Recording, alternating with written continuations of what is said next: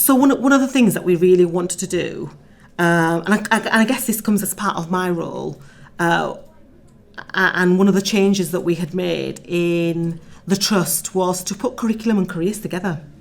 So I used to be the lead for careers education and post-16 alongside my group of schools that I oversee. But actually, we made a conscious decision as an executive team to put curriculum and careers as one. And we did that consciously because we recognised that careers is a thread through the curriculum. So it just made complete sense that we did that and we made that change. And like I say, it's a conscious change that we did, and it has made a difference because it's meant that careers, that curriculum leaders are actually thinking about careers more than they ever have done.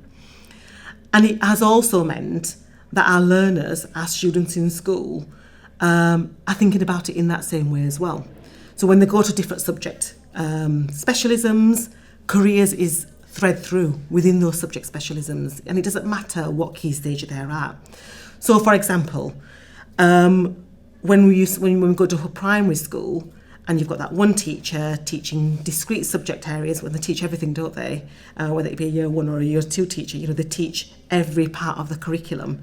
How do we capture that for our learners? How do we capture careers for learners to ensure that actually they've got a really good understanding and flavour of this is my career journey, this is what I'm learning throughout. And what we have in our primary sector as part of our progressive careers learning journey is we have the diploma.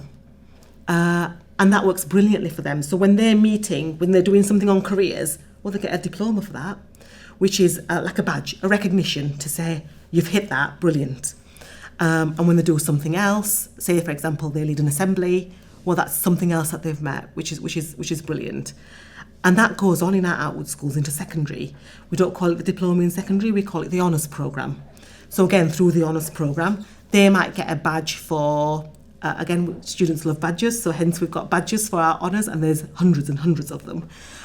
So they might get a badge because they might have done some work experience in a school, or they might have done some work experience elsewhere and gained some knowledge that they might be able to bring back in school, and for that they might get a badge.